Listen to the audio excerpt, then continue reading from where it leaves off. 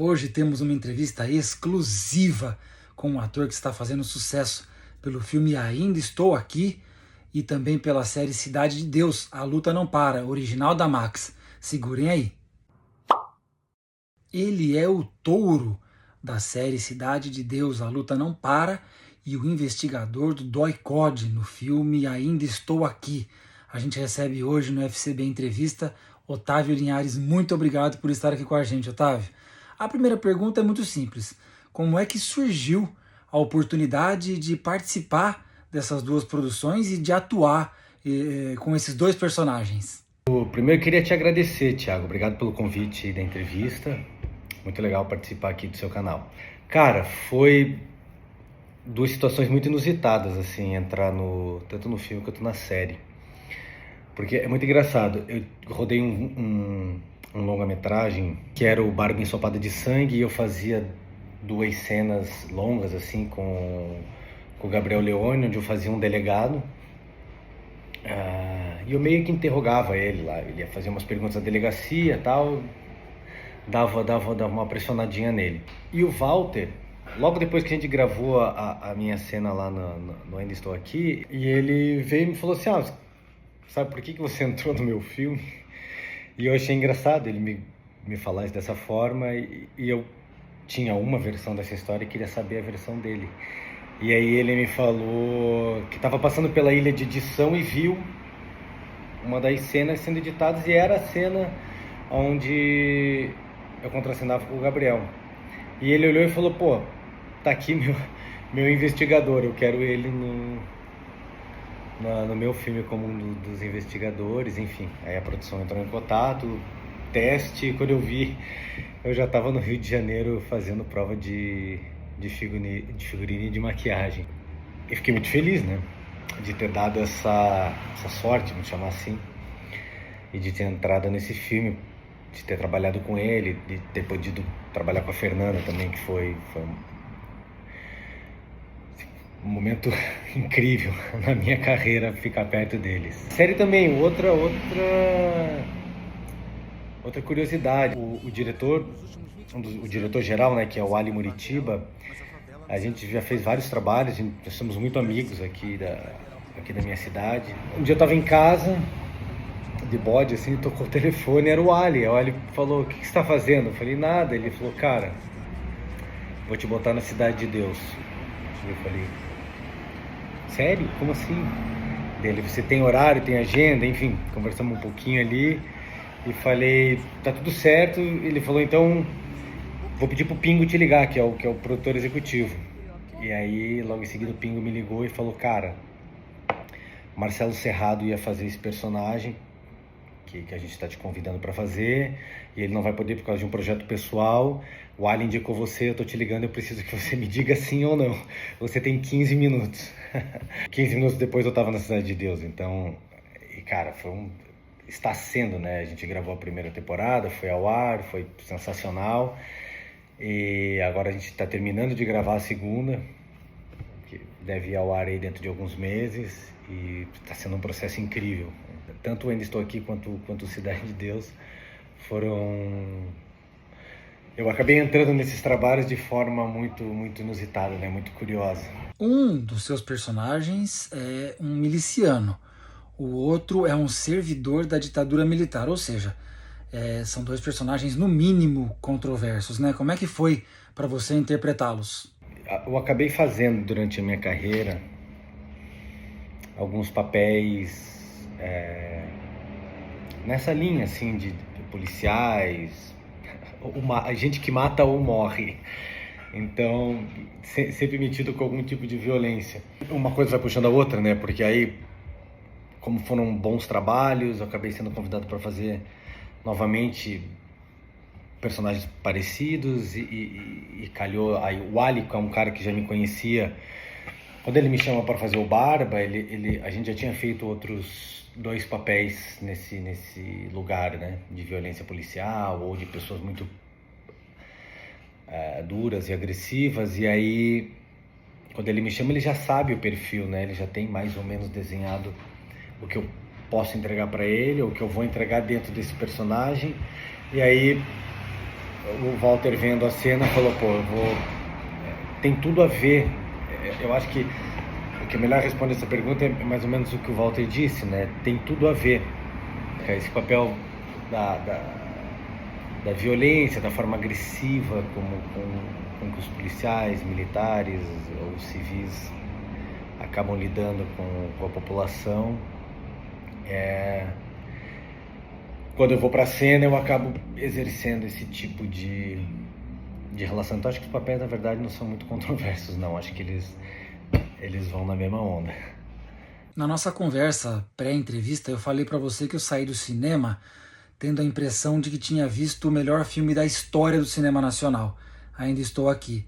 É um pouco de exagero, meu? O que eu acho que a gente fez um bom filme, um grande filme. Eu acho que pela temática, pelos profissionais envolvidos, eu acho que é muita gente talentosa em todas as áreas. É muita gente boa trabalhando nessa produção. Tinha um bom investimento, né? Tinha bons profissionais. Tudo isso vai combinar com um grande trabalho. Temos um grande filme, assim como temos outros grandes filmes também acontecendo agora, no mesmo momento, e que aconteceram ano passado, nos últimos 10 anos, 20, 30 e na nossa história. Então, o que eu consigo afirmar para você contemporaneamente, porque fazer esse tipo de afirmação é mais fácil quando você está um pouco mais distante no tempo. Eu acho que você afirmar isso contemporaneamente é você dizer: temos um grande material na mão, temos um excelente projeto, e acredito que com o tempo ele vai reverberar de uma maneira muito forte, porque ele já teve uma estreia muito impactante. Então, provavelmente essa reverberação, essas ondas chegarão muito longe. A gente está mexendo com a história do Brasil, né? Mas a gente está mexendo com um tema que ficou muito tempo soterrado. Acho que ninguém queria mexer com isso, essa que é a real. Assim. Eu acho que conforme as coisas foram aparecendo, algumas pessoas foram se envolvendo, teve a Comissão da Verdade em 2013, que é o que traz à tona o depoimento da Eunice, que vai virar o livro do Marcelo. Eu acho que isso vira o filme. Então, eu acho que a gente tem que mexer nesse caldeirão. A gente não pode deixar a coisa esfriar, a gente tem que ficar mexendo e lidar com essas coisas, lidar de forma muito prática, sendo bem pragmático, assim. É a nossa história. A gente fez coisas muito legais na história, a gente fez muita cagada também, então vamos lidar. Eu acho que não é lidar com a coisa, é falar sobre, e acho que isso faz a gente amadurecer enquanto povo. Primeiro enquanto indivíduo, enquanto coletivo, enfim, depois enquanto povo. Na longa duração, a gente acaba evoluindo, amadurecendo muito enquanto sociedade. O cinema é uma forma popular de você lidar com um tema, né?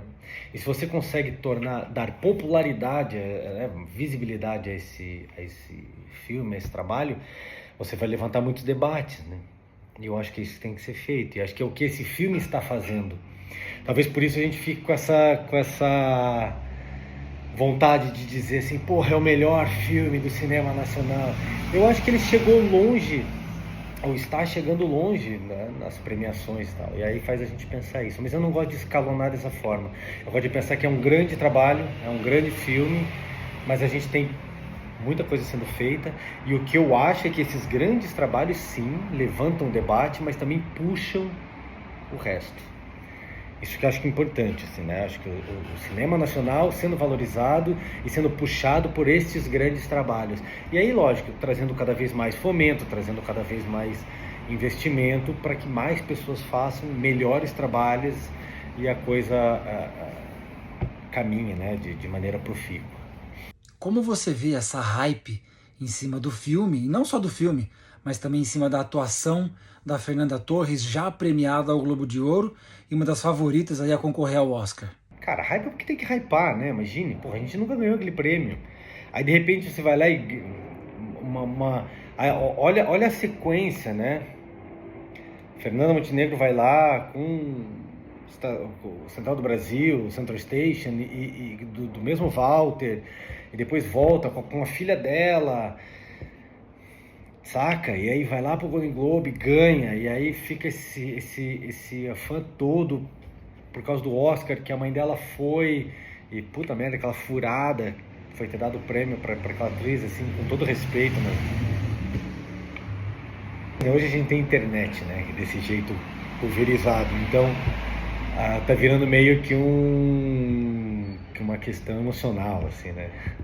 Quase que eu contra você, assim, porra, a Fernanda vai lá e ela vai ganhar o prêmio que a mãe dela não ganhou, caralho, nós vamos botar pra fuder.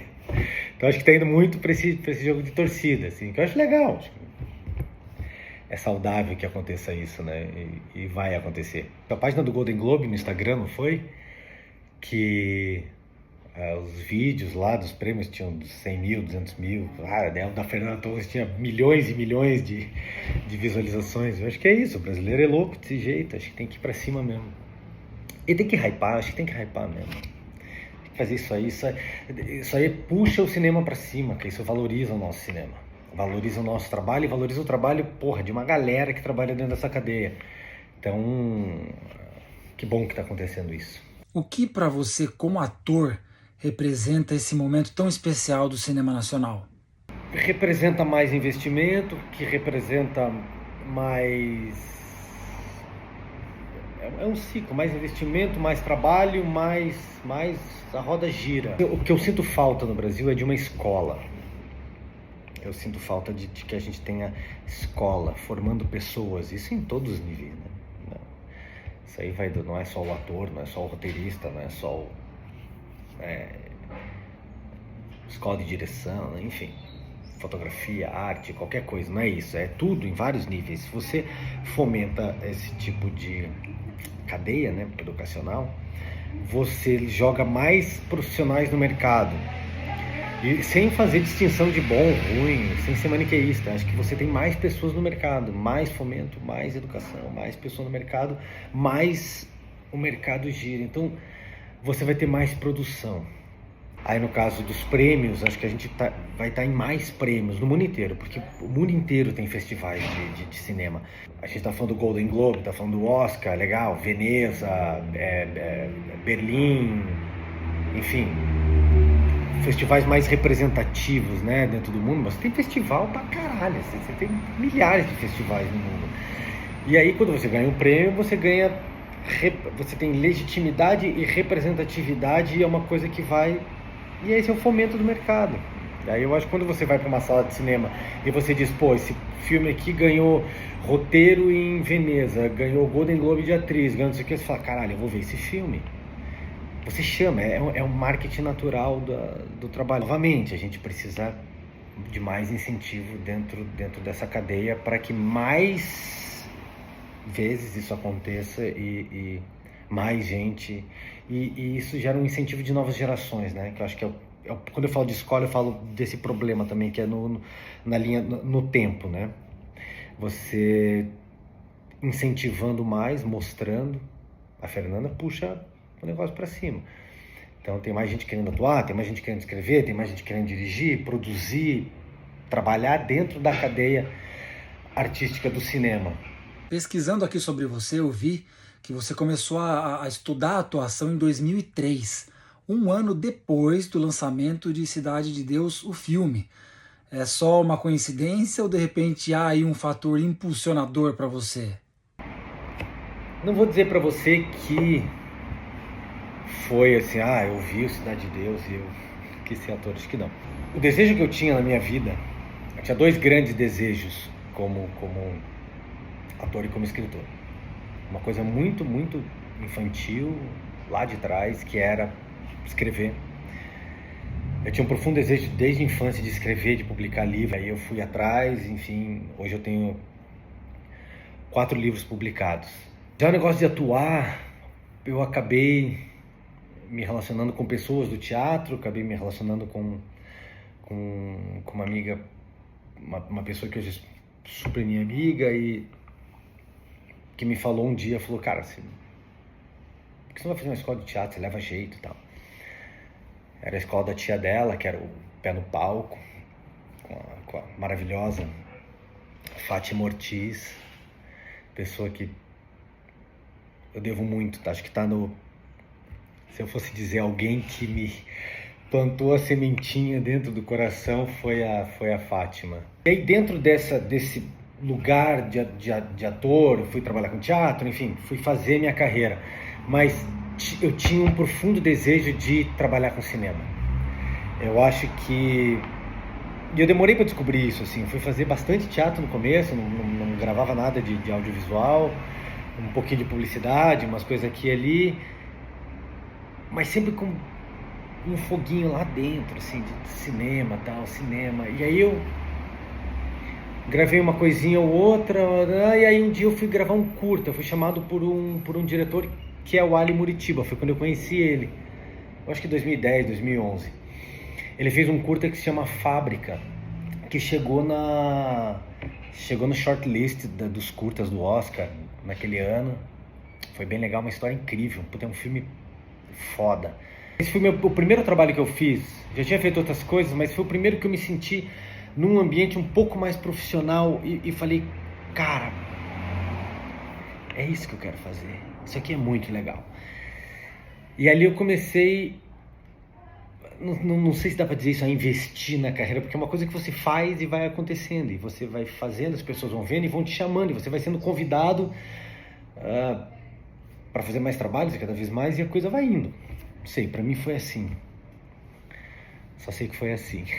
E para mim não tem lugar mais incrível, não sei se dá para dizer confortável, mas o lugar que me fascina mais é o set de filmagem. Eu amo o set de filmagem.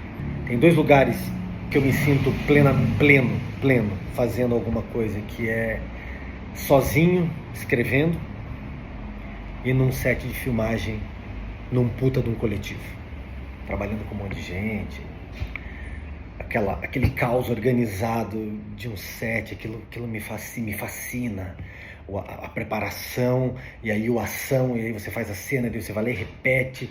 É uma coisa que me fascina fazer uma maquiagem, colocar o figurino, se olhar, você fala, porra, isso aqui é muito legal. Aí você vai lá e faz, e a repetição, enfim, é uma coisa que me fascina. E ao mesmo tempo o negócio de escrever sozinho, sentar, escrever, eu entro num outro lugar, assim. Aí é lógico, né, porra, quando eu vi o filme, chapei, porque eu achei realmente um filme maravilhoso na época, e eu tava começando a me envolver mais com o tema atuação, então eu tava muito olhando para os atores, para o trabalho dos atores. Eu acho incrível o trabalho de todos, não só nesses filmes, de toda a produção que vinha acontecendo no mundo inteiro. Você começa a prestar mais atenção. E ao mesmo tempo eu estava assistindo muito teatro, então estava vendo uma peça por semana, estava morando nos lugares e vivendo aquilo. Então eu acho que é muito mais uma evolução lenta e contínua que me trouxe até aqui, do que propriamente um marco, um divisor d'água. Acho que vai mais por aí, assim. Mas é um filme que me influencia muito, porque até hoje eu assisto ele, eu amo esse filme e acho que é como a gente falou ali no começo, é um desses grandes filmes brasileiros, né, que foram feitos em algum momento da nossa história e tá lá e se presta a algo, né? O papel dele na nossa história é esse. É mostrar que dá para fazer e é sensacional.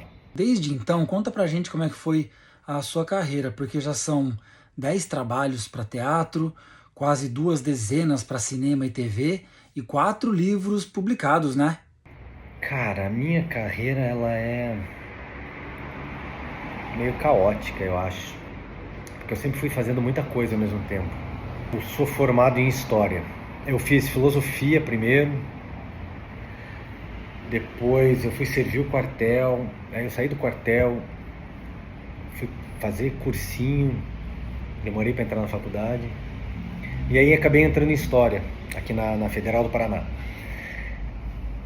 Lá pro final da faculdade, eu tinha trabalhado num colégio, tinha me frustrado com coisa de dar aula, enfim, e conheci essa pessoa, que é a Renata, sobrinha da Fátima.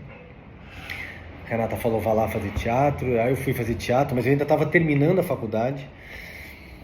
E eu comecei a fazer teatro e aí como eu tinha saído desse colégio que eu dava aula, e foi uma saída bem traumática, eu queria trabalhar com outra coisa que não tivesse nada a ver com isso. E aí eu acabei, uma amiga da faculdade falou de um café, que estava trabalhando com cafés especiais, que era uma nova,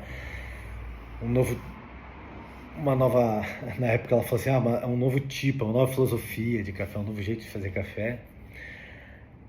Vá lá fazer uma entrevista, porque eles precisam de pessoas que falem 2 línguas e tal. Eu acabei ficando lá, então as coisas foram acontecendo todas juntas. Eu estava terminando a faculdade, comecei a trabalhar no café e comecei a fazer teatro. Aí eu me formo em História, não vou dar aula, não entro no mestrado.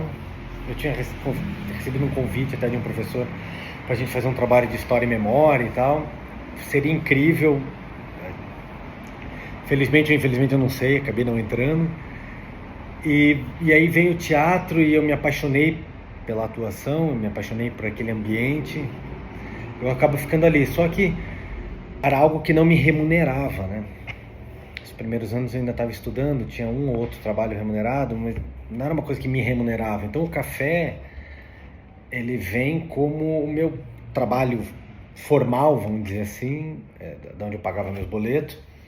E o teatro vai indo em paralelo. Então, mas ao mesmo tempo o café também me fascinou, porque Specialty Coffee, que é uma certificação que foi criada nos Estados Unidos e que o Brasil começou a trabalhar um pouco mais tardiamente aqui, mas começo do século ali por 2002, eu entrei em 2003, então era um mercado nascente ainda no Brasil.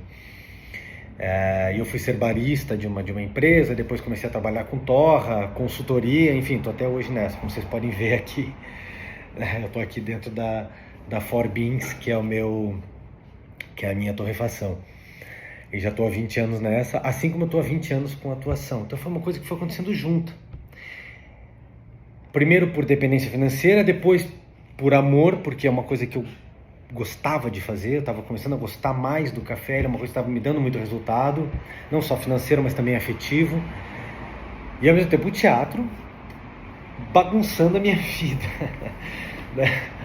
mexendo com tudo o que eu tinha vivido até então, porque eu também estudei música há muitos anos, e o teatro me possibilitou exercer esse lado artístico de forma muito plena, escrever, tocar, compor, e aí eu comecei a me envolver mais de forma real com a escrita.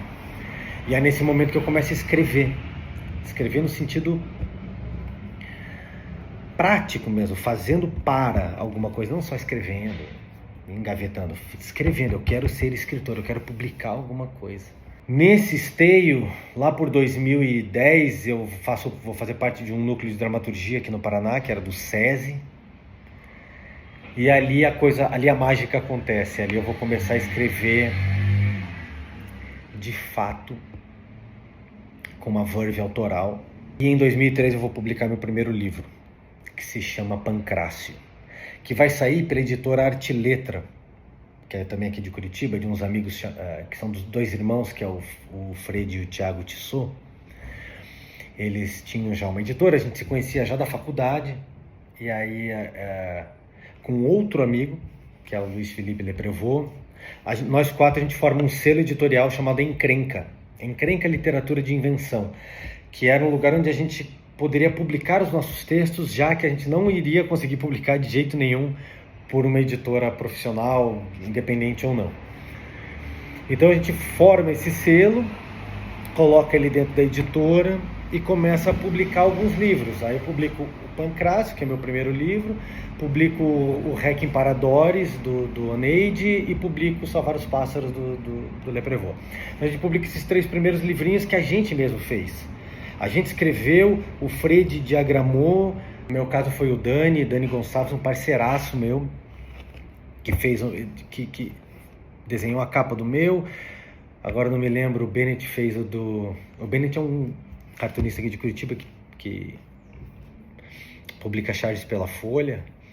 E o do Lepre, Isabela Linhares, que legal, deve ser minha prima, deve ser parente, que desenhou dele, e aí fomos pro mercado. E aí eu vou começar a publicar e vai embora. Aí em 2015 eu publico um outro livro, que é o Esculpidor de Nuvens, que são contos. O Pancrácio é uma novela, o Esculpidor de Nuvens são contos. E aí em 2017 eu publico o Cão Mentecapto, que é onde eu consigo dar um desfecho para algo que começou quando eu tinha acho que 6, 7, 8 anos de idade, que é, eu encontrei a minha voz autoral e eu desenvolvi ela ao limite, e eu chego no Cão Mentecapto com um estilo de escrita próprio, com um tipo de questão estética muito particular. Então eu parto por romance, e aí eu vou publicar um romance em 2021. Ele estava pronto já em 2019, veio a pandemia, mas é de uma maneira, todos os 3 primeiros vezes eu publiquei pela Encrenca, lá pela Arte e Letra, e aí depois eu saí e quis fazer algo um pouco mais profissional. E cheguei até a editora Moinhos, do Natan Matos, que se tornou meu editor e vai acreditar nesse projeto e vai pegar esse romance e vai publicar, que é o Cavalo de Terra. E isso acontece em 2021, depois de pandemia, e tudo em conjunto. E aí eu vou abrir a Forbins, a minha torrefação, em 2014, e aí eu vou começar a trabalhar mais eu vou trabalhando menos com teatro até 2015, trabalhando mais com cinema a partir disso, e meio que a coisa vai se embolando. É um caos organizado, assim, cara. É muito louco falar disso. Eu fico olhando para trás e falo, caralho, quanta coisa. E aí, mas o desfecho é esse, assim, eu acho que hoje eu tenho mais, as coisas estão mais compartimentadas, eu lido melhor com cada coisa. Eu tenho meu trabalho aqui na torrefação, eu tenho meu trabalho com atuação, estão todos muito bem separados. Hoje eu tenho 2 assistentes que trabalham aqui comigo e que eu consigo sair, então assim, é uma flexibilidade total. Então eu consegui criar um sistema aqui onde eu posso trabalhar de maneira muito orgânica. Só falta conseguir escrever, porque isso é uma coisa que requer muito tempo, né? Eu sinto que para escrever você precisa não parar, né? Pegar embalo, então você tem que embalar. Assim. E eu estou no meio de um romance chamado Touro Mecânico, e que sem data para terminar, porque aí vem filme, aí vem a série, aí veio minha filha, que nasceu em 2020, a Malu. As coisas precisam... Acho que eu preciso dar uma organizada nisso melhor. Mas hoje eu acho que... Eu gosto de pensar que eu estou no auge, no sentido de hoje eu tenho muita calma para lidar com todas as coisas. Então não é tão caótico como era no começo. Mas eu me sinto muito feliz fazendo todas essas coisas, assim. Tanto que a gente está aqui falando sobre isso, e eu acho que é exatamente isso, assim. Fazer as coisas com essa alegria, fazer bem feito, fazer com calma, para poder chegar e trocar uma ideia com você aqui sobre isso. Você pensa em, de repente, algum dia transformar, adaptar os seus livros para o cinema? Porra! Só penso nisso, cara. Penso muito, meu Deus.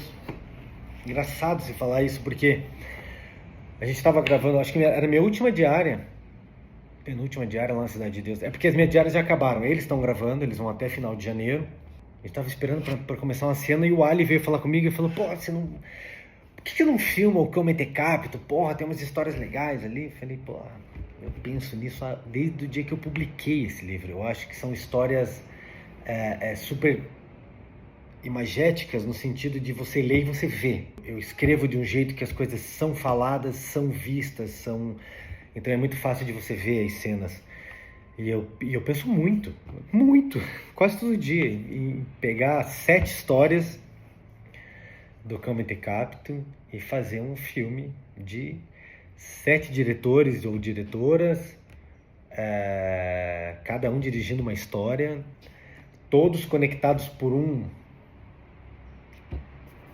viés narrativo, talvez, ou por uma personagem, enfim, mas essas 7 histórias contando a história deste Cão Mentecapto.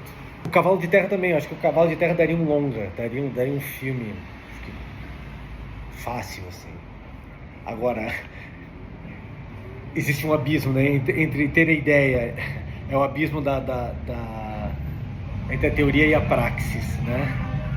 É esse abismo que existe entre ter a ideia e concretizar o produto, né? Aí acho que teria que sentar, primeiro escrever um projeto, fazer um argumento, levar no, né, arranjar investimento. Acho que o caminho do cinema ainda é um caminho longo.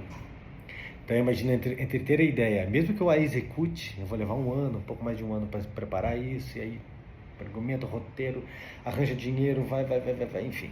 Pode ser, por 4, 5 anos, quem sabe. Mas é uma ideia, é um negócio que me dá muito tesão. E essa tua paixão por café, como é que começou? E desde quando isso se tornou um negócio para você? O café, ele veio, em princípio, como uma necessidade. Preciso trabalhar, pagar a conta, o teatro não me remunerava na época ainda. E foi virando uma paixão porque eu comecei a trabalhar como barista em 2003, 2004, 2005. Tinha uns campeonatos, existem ainda, né? Uns campeonatos regionais, nacionais e mundiais de barista, em várias categorias. E eu fui campeão brasileiro em 2005 de barista, fui para o campeonato mundial em Berna, na Suíça, em 2006. Eu fui mal pra caralho, cheguei em 34º, mas ficou a experiência. Aí depois acabei indo para Copenhague depois do campeonato, fiquei lá 4, 5 dias com um grupo de pessoas, os quais vieram a se tornar donos de uma empresa chamada Coffee Collective, que acabou virando a minha referência por anos. E depois eu acabei me tornando muito amigo de um dos sócios, que já não é mais sócio, que é o Linus, que é casado com uma grande amiga minha aqui de São Paulo, que é a Yara, que também foi barista, também foi campeã nacional, hoje mora na Suécia com o Linus. Enfim, eu acabei me envolvendo com um tipo de conhecimento de vanguarda no café e falei, porra, eu quero fazer isso, eu quero trabalhar nessa vanguarda, eu quero trabalhar nisso, quero viver isso. E aí ficou difícil de dissociar, porque como eu tinha ganhado o campeonato, aí eu comecei a ser procurado para dar cursos de barista, oficinas, e eu comecei a ser bem remunerado por isso. Ficou difícil de largar uma coisa que eu estava curtindo fazer, estava ganhando bem, e ao mesmo tempo ainda tinha o teatro indo em paralelo. Eu falei, cara... Aí depois eu acabei entrando no núcleo de dramaturgia, eu falei, foda-se. É o que eu quero fazer da minha vida, eu vou tocar essa porra tudo junto, eu vou dar um jeito, nem que eu tenha que dormir 2 horas a menos. E foi o que aconteceu. Eu passei a dormir menos, a trabalhar mais, a me envolver cada vez mais com o meu trabalho, e aí literatura, café, teatro, cinema... A coisa foi embolando. Aí eu parei de trabalhar atrás do balcão, né? Porque é uma coisa que surta a pessoa. Surta. Trabalhar com público no Brasil, no mundo inteiro. Deve ter vários lugares só assim, mas no Brasil é escroto pra caralho. Difícil lidar com as pessoas. Problemas culturais gravíssimos. Cultura escravocrata, uma parada que fode quem trabalha atrás do balcão. A gente pode até abrir um podcast aqui pra falar só sobre isso. Aí eu saio do balcão em 2009, volto para os campeonatos, eu tinha parado de competir, volto, vou ser vice-campeão brasileiro e aí desisto de vez e vou trabalhar com consultoria. Eu vou abrir cafeterias, ajudar pessoas a abrir cafeterias. Aí nessa eu conheci a Ida e o Juca, que iriam abrir uma cafeteria. O Juca me chamou para sócio, na época eu não tinha muita grana. Aí ele convidou a Ida, eles abriram, entrei como consultor e depois acabei virando funcionário deles e fiquei lá até 2019, que era a House Café e Vinho, e a gente vai ganhar prêmios de melhor cafeteria da cidade várias vezes seguida. Enfim, foi um trabalho profícuo, assim, muito legal que a gente fez ali durante 7, 8 anos. E aí em 2014... vendo uma necessidade, não só minha, mas como de mercado também, eu tenho uma ideia de abrir uma torrefação junto com uma funcionária da House, que era a Amanda. Ela estava começando a torrar café, ela estava estudando torra, estava torrando em casa, inclusive num torradorzinho portátil. E eu falei, por que a gente não abre uma torrefação? Vamos abrir um negócio, vamos cuidar a gente do processo inteiro, a gente compra o café verde, torra, faz e taca-lhe pau. Para diminuir um pouco o prejuízo, né? o ônus, A gente convidou os donos da house, que era a Ida e o Juca, porque já estavam ali, e que a gente dividiria o problema e ao mesmo tempo teria um lugar para divulgar a nossa marca, que é a própria cafeteria, que na época estava super hypada. Acho que já tinha ganho 1 ou 2 prêmios aqui em Curitiba, então assim, vivia lotada, então já seria um lugar para a gente desovar as nossas primeiras levas de café e mostrar o nosso trabalho. Todos concordaram, viramos sócios e fundamos a Forbins Coffee Co, que é onde eu tô faz 11 anos.